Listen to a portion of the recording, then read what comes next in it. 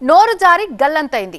అనుకున్నది ఒకటైతే అయింది మరొకటైంది. సినిమా ప్రమోషన్ అనుకుని మైక్ పట్టిన నటుడు శివాజీకి మహిళా లోకం చుక్కలు చూపిస్తోంది. దండోరా మోగించాలి అనుకున్నాడు, కానీ ఆ దండోరా శబ్దం బూమరాంగ్ అయి మెడకు చుట్టుకుంది. ఇంతకీ శారీ నుంచి సారీ దాకా నడిచిన ఎపిసోడ్ చెప్తున్న గుణపాఠం ఏంటి? ప్రమోషన్ లో మాటలు సాధారణంగా లైట్ గా ఉంటాయి. నవ్వులు, సరదా, కాస్త హైప్, అంతే తప్ప వివాదం కాకూడదు. అయితే కొన్ని సార్లు అభిమానులను ఉత్సాహపరిచేందుకో పబ్లిసిటీయో మరేంటో తెలియదు గానీ కొందరు సినీ సెలబ్రిటీస్ మాటలు తడబట్టం, తర్వాత వివాదాలతో కలబడ్డం సర్వసాధారణంగా మారింది. అయితే నటుడు శివాజీ మాటలు కూడా ఇప్పుడు సోషల్ మీడియాలో సీరియస్ డిబేట్ గా మారాయి. మంచి మాటల్లో దొరికిన కొన్ని పదాలు ఇప్పుడు పెద్ద తుఫాన్ గా మారాయి. అందం చీరలోనూ, మీ అందం నిండుగా కప్పుకునే బట్టల్లోనే ఉంటుంది తప్పితే కనపడే దాంట్లో ఏముండదు.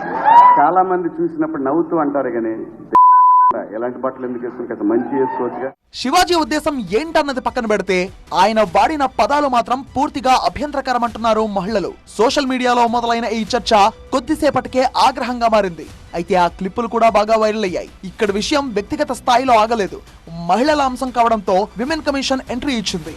నోటీసులు, వివరణలు, చట్టపరమైన హెచ్చరికల దాకా వెళ్ళింది.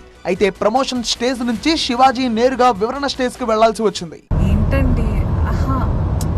ఒపీనియన్స్ ఉండొచ్చు, ఆయనకి నచ్చకపోతే ఆయన వేసుకోవద్దు, ఆమెకి నచ్చకపోతే ఆమె వేసుకోవద్దు, అంతే తప్ప మీరు ఇలాగే వేసుకోవాలి, మీరు ఇలాగే తినాలి, ఇట్స్ ఆల్ పర్సనల్.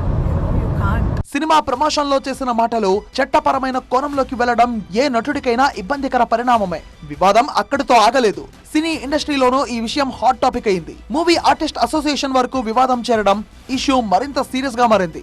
ఇప్పుడు శివాజీ ఉనికిపైనే చర్చ మొదలైంది. ఒకప్పుడు స్ట్రాంగ్ యాక్టర్ గా గుర్తింపు పొందిన శివాజీ ఇప్పుడు తన మాటల వల్లే తన కెరీర్ ను ప్రమాదకర పరిస్థితుల్లో పడేసుకున్న పరిస్థితి. ముఖ్యంగా ఇండస్ట్రీ జనాలే ఆయన్ను విపరీతంగా విమర్శిస్తున్న పరిస్థితి.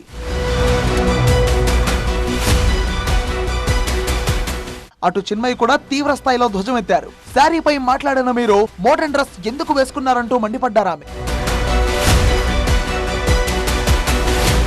అంతెందుకు, ఎప్పుడు బోల్డ్ కమెంట్స్ తో బోల్డ్ గా మాట్లాడే దర్శకుడు రామ్ గోపాల్ వర్మ లాంటి డైరెక్టర్లు కూడా శివాజీని క్రిటిసైజ్ చేశారు.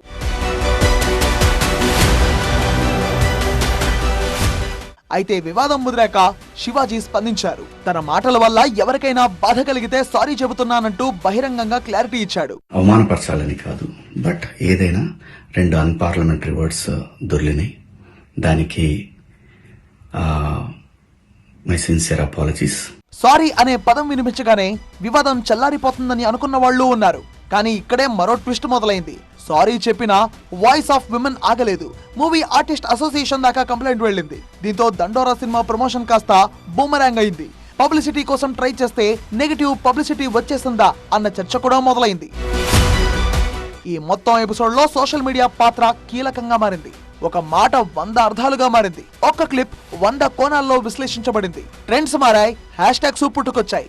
ఇక్కడే శివాజీ పూర్తిగా డిఫెన్స్ లోకి వెళ్ళాడు. మరోవైపు ఈ వివాదం సామాజిక చర్చగా మారింది. సెలబ్రిటీలు మైక్ ముందు ఎంత జాగ్రత్తగా మాట్లాడాలి అన్న ప్రశ్న మళ్లీ తెరపైకి వచ్చింది. ప్రమోషన్స్ కోసం పిచ్చి పిచ్చిగా మాట్లాడితే ఊరగాయ పెట్టేస్తారన్న సత్యం ఇప్పటికైనా ఇండస్ట్రీలోని కొందరు గ్రహించాలంటున్నారు నెటిజన్లు.